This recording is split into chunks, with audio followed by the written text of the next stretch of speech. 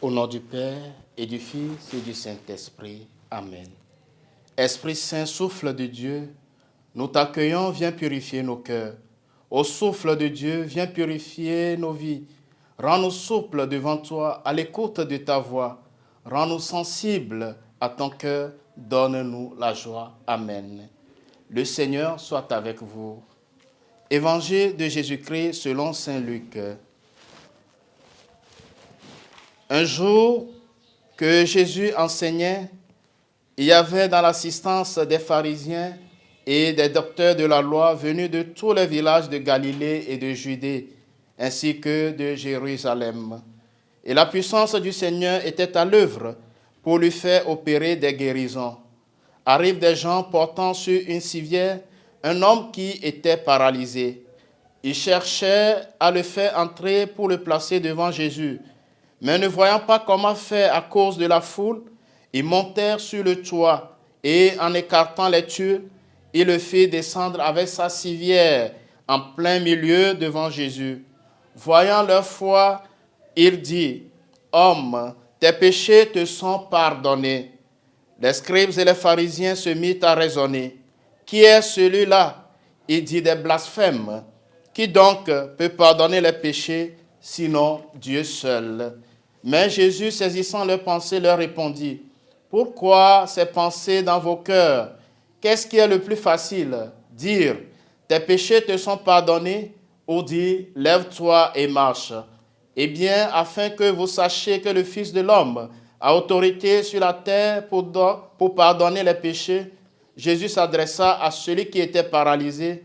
Je te le dis, lève-toi, prends ta civière et retourne dans ta maison. En l'instant même, celui-ci se relevant devant eux, il prit ce qui lui servait de lit et s'en alla dans sa maison en rendant gloire à Dieu. Tous furent saisis de stupeur et ils rendaient gloire à Dieu. Remplis de crainte, ils disaient, « Nous avons vu des choses extraordinaires aujourd'hui. » Acclamons la parole de Dieu.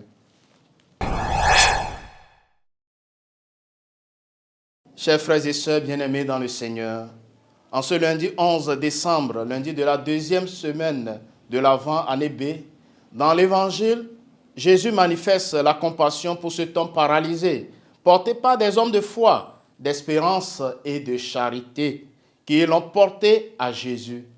Sa guérison est un enseignement, mais le pardon que Jésus lui accorde l'est encore plus. Jésus fait route avec nous. Il nous enseigne et nous fortifie. En lui est un chemin qui nous mène à notre vérité, à notre liberté. Jésus vient nous emmener à la plénitude de notre être humain et il nous apprend comment retrouver notre source, être relié à notre Père, entrer dans le monde de Dieu et de son agir envers l'homme.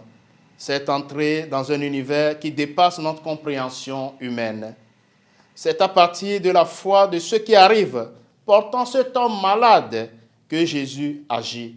Cette foi a pu se communiquer à ce paralysé. Crois, aie confiance, espère. Dans la période de l'Avent, nous sommes dans l'attente de Jésus, le Sauveur du monde. Le pardon et la guérison sont une manifestation de la force de vie du Christ Jésus. Dieu se fait homme pour sauver l'humanité de sa principale maladie, le péché, qui est l'éloignement de Dieu, l'incapacité d'aimer. C'est sous le signe de la guérison que Jésus commence son ministère.